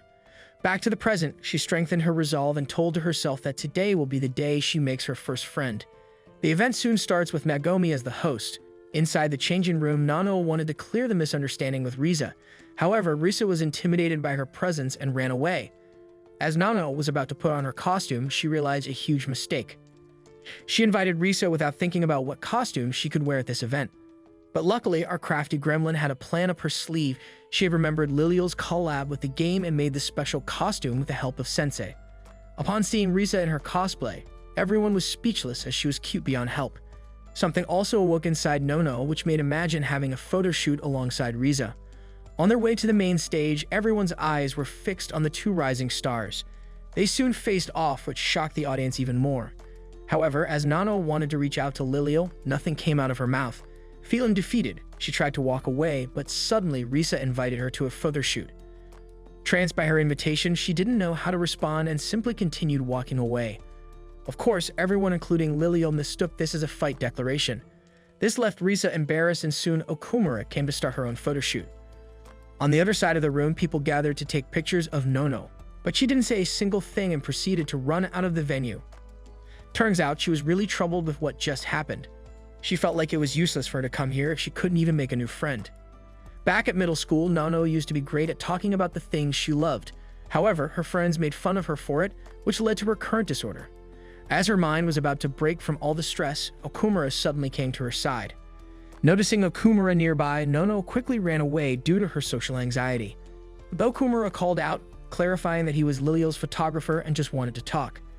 Recognizing him as the man from the store, Nono felt a sense of obligation toward him. However, her intense expression startled Okumura, prompting him to apologize and explain this situation awkwardly.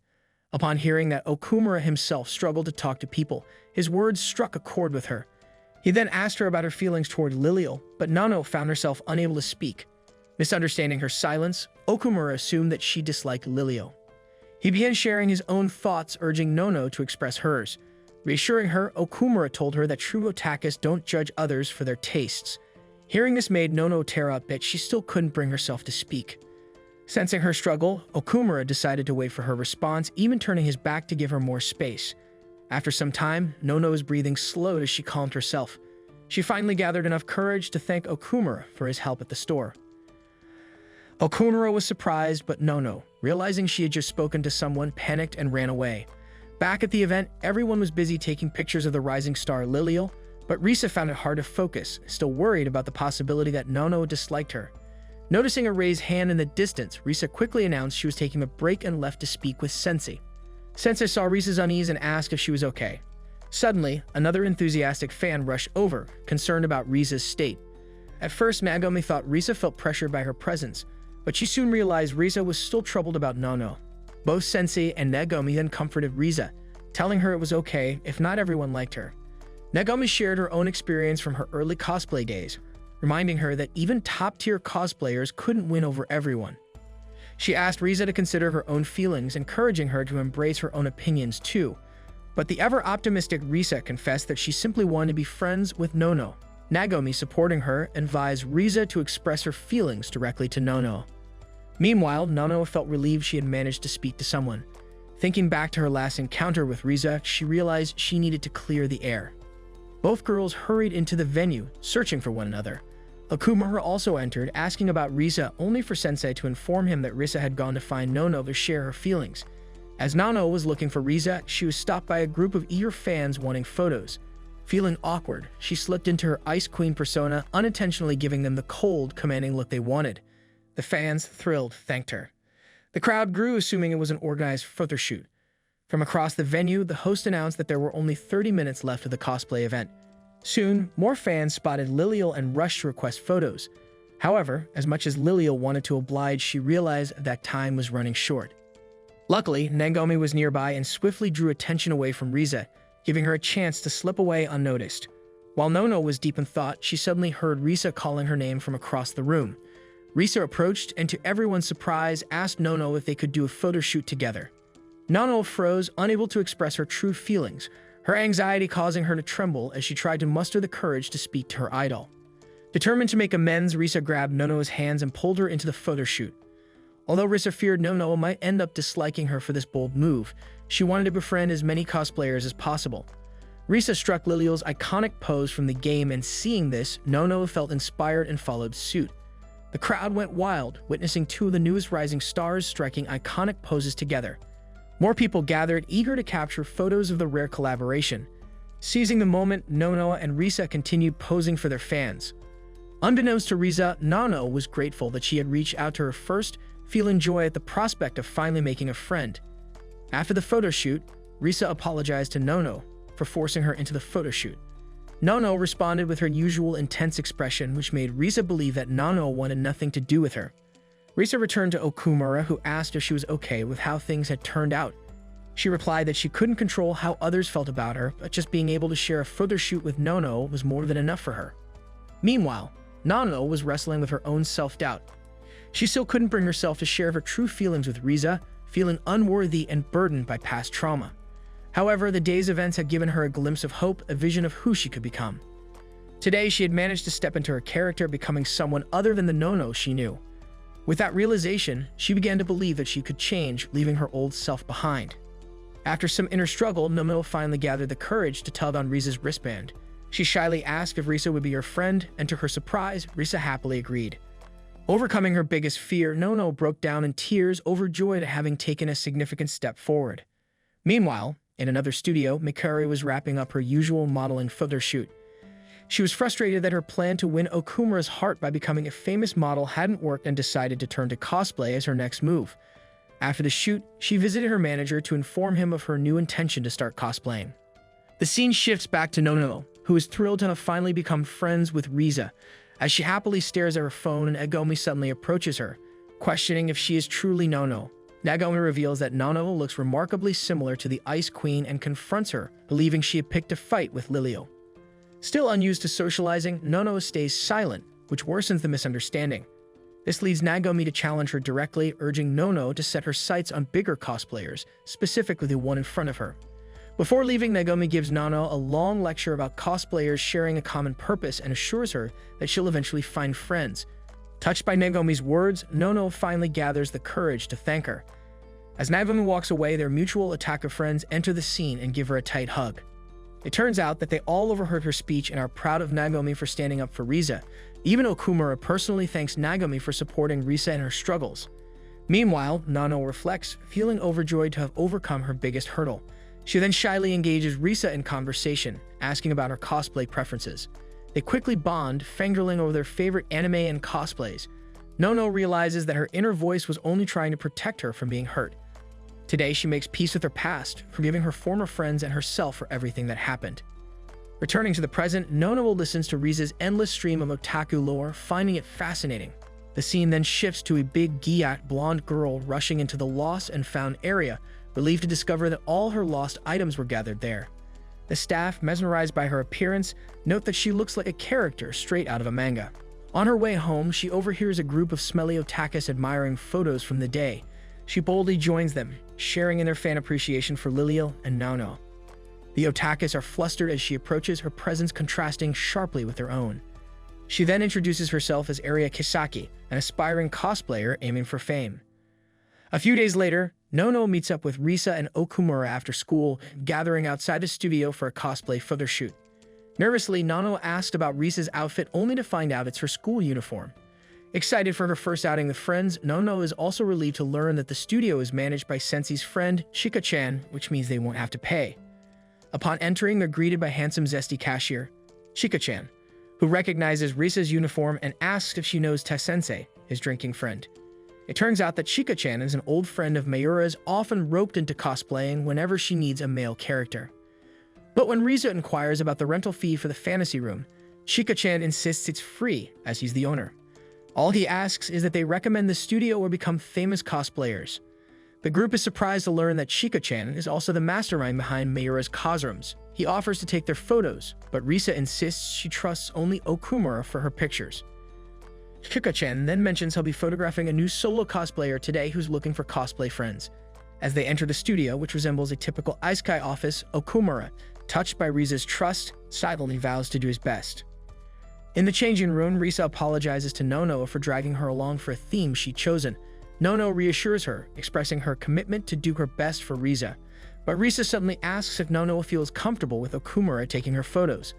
Although Nono hadn't considered it before, she admits she trusts him enough. Soon after, the girls enter the fantasy room in full cosplay attire. Okumura, overwhelmed by the sight, has a minor freak-out moment causing him to hump the floor before settling into the shoot. After a few poses, Risa asks if she can hug Nono, to which she agrees, though Nono nearly dies of embarrassment as Risa's milk jugs press against her. Risa then rushes to Okumura to review the photos. But surprisingly, even Nono, who's usually reserved, expresses her thanks to Okumura and asks him to send her the pictures. Somehow, Okumura couldn't believe that the Nono standing here today was the same person he'd met at the material shop. She then asked his permission to post some pictures on her social media, and together, they began browsing through their online posts. However, Risa revealed that she had no plans of creating a social media account. Her goal in cosplay was to become the true embodiment of Lilial, rather than to build a name for herself. Seeing Risa's dedication, Nono began to second-guess her own motives, but she quickly shook off her doubts, determined to be someone worthy of standing beside Lilial. In her favorite anime, Nokil is a knight sworn to protect Lilial at any cost. As her first and only friend, Nono vowed to Risa that she would be the one to protect her. Risa was caught off guard, blushing at the declaration. But before the moment could settle, they heard another girl's voice outside the room. Before Chika-chan could introduce her, Aria dashed in and grabbed Risa's hand. She explained that she'd been searching for the group ever since the Cinderella Stars event. Risa was momentarily speechless, unable to process why such a beautiful girl would want to be friends with them. Seeing Aria getting close to Risa so effortlessly shattered Nono's confidence. She couldn't believe that what took her days to accomplish, Aria managed in seconds. Feeling like her photo shoot was being hijacked, Nono finally reached her limit. She confronted Aria, pointing out that her costume didn't match their theme and therefore she couldn't join them. But Aria, uninterested in the theme, insisted she just wanted to cosplay with them. As she vented, Nono finally lost it, asserting that there was no way they could be friends with someone like Aria, given her past experiences with girls like her. Risa tried to calm her down, urging her to give Aria a chance as she might be different. Nono then questioned Aria's interests, only to be stunned by her answer. Aria's main goal was to become a famous cosplayer, without much interest in anime or manga. Despite this, Risa attempted to defuse the situation, but Nono was left feeling hurt. Okumura, noticing her distress, pulled Risa aside and reminded her that she had originally made plans with Nono. He pointed out that it would be inconsiderate to change those plans without Nono's consent. Just as Risa was about to apologize, the argument between Nono and Aria escalated. Nono pointed out that with her looks, Aria could easily become famous in other areas. However, Aria retorted that fame meant nothing to her unless it was in cosplay. Hearing this, Nono softened a bit and eventually agreed to let Aria join the photo shoot. But as she was about to change, she shyly mentioned that there was a boy in the room and Chika-chan quickly escorted her to the changing area. Back at the studio, Risa and the others pondered why they hadn't noticed Aria at the Cinderella Stars event. As they discussed, Aria entered the room showing off her questionable cosplay. Upon seeing it, Nono immediately lashed out, criticizing the costume for being far from accurate to the character it was supposed to portray. She regretted letting Aria join their photo shoot session and looked to Risa for help. To everyone's surprise, Risa was even more bewildered, calling Aria a waste of talent. She launched into a pep talk about the world of cosplay, begging Aria to let her transform the costume into something much better. Touched by Risa's words, Aria agreed to the proposal. For starters, Risa planned to pull Aria into the anime rabbit hole, aiming to make her watch hundreds of series. Seeing their excitement, Okumura apologized to Nono, knowing Risa couldn't be stopped once she entered her otaku mode. But Nono remembered that she had accepted Risa for who she was and felt she was in no position to judge others like her. Aria then turned to Nono and asked for her support as well. In the locker room, Aria asked to take a closer look at their costumes. Risa, still fired up, allowed it for research purposes. Aria then asked if Risa's milkers were real and if she could touch it. Nono was instantly furious, but Risa assured her it was okay as long as it was in cosplay context. Aria eagerly reached out to her milkers, but Nono quickly stopped her. To Nono's surprise, Aria then asked if she wanted to touch Risa's milkers too. This left Nono frozen in place as she shyly reached out, blushing and remarking that it was as soft as marshmallows. Shortly after, Nono began comparing her own body to the others, feeling a bit self-conscious.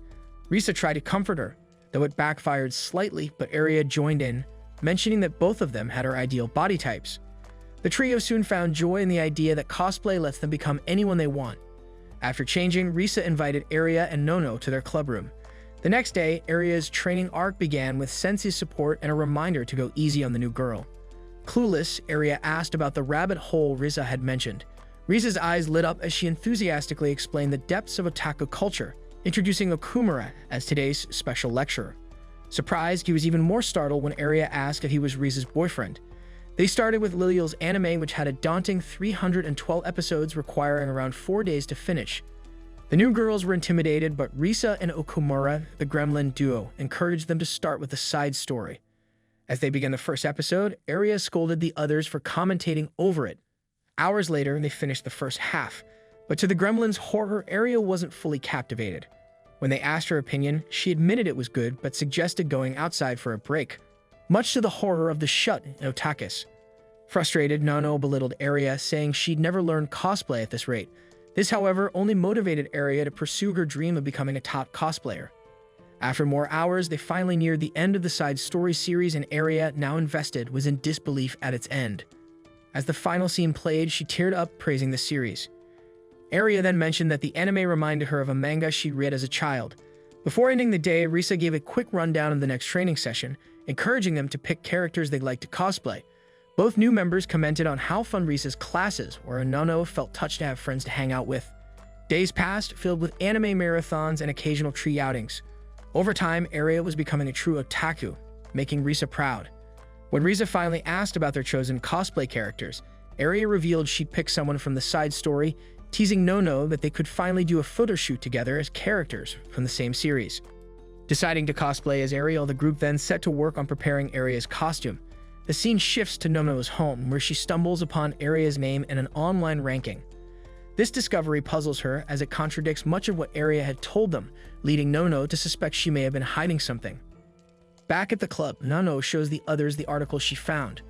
Okumura immediately recognizes the reference to an old series called Valkyrie War. He excitedly shares that he was once a huge fan of the manga, even sending a fan letter to the author.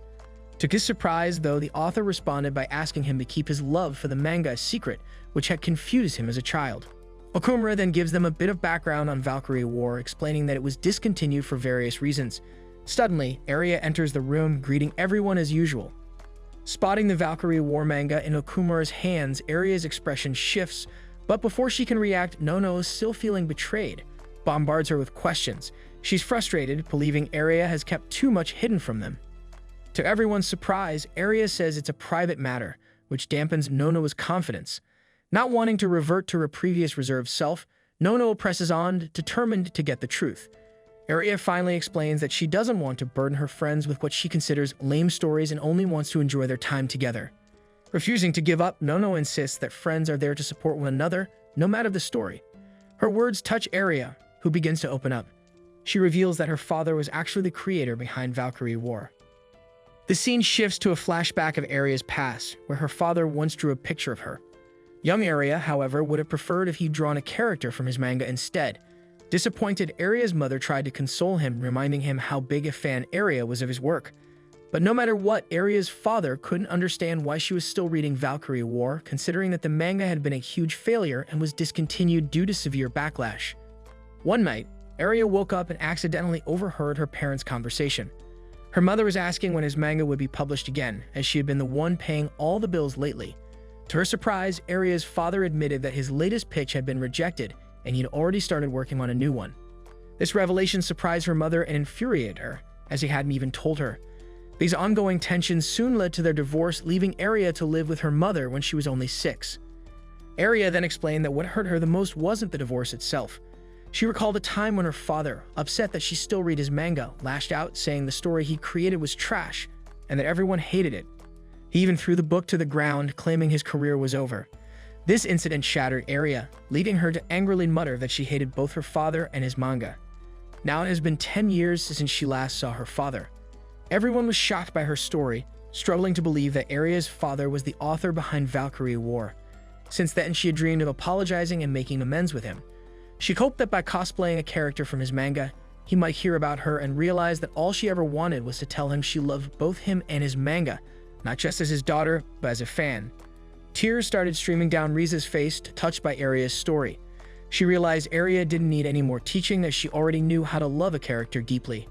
Hearing her story also fired up Nono, who started planning an operation to make Aria famous. Risa suggested they aim for Summer Comic-Con, one of the biggest events, but to everyone's shock, Aria had no idea what it was. Nono then remembered they were missing a fourth person to complete their cosplay team. But luckily, Risa already had someone in mind, mentioning that she would be arriving soon. Moments later, Mikari entered the room, teasing Okumura about putting her modeling work on hold. Aria, a huge fan of Mikari, was overjoyed to get her autograph, while Nono didn't recognize her. Initially, the new team members were skeptical that Mikari would join them. However, she revealed that she was Okumura's childhood friend and would do anything he asked her to. For the next 2 months, Mikari would fully commit to cosplay. Oblivious to the situation, Risa assumed Mikari was doing it for her, but Mikari simply ignored her, turning to Okumura and asking what she should cosplay. Soon, they began preparations to create costumes for the new members. Risa took everyone's measurements but skipped Mikari, insisting she still remembered them. Mikari objected, mentioning that she'd been exercising and taking supplements, so her measurements might have changed. But as they proceeded with Mikari's measurements, she was utterly disappointed to discover that nothing had actually changed. They then continued their work, during which Aria noticed how meticulously Risa worked, making her realize how flawed her previous cosplay had been.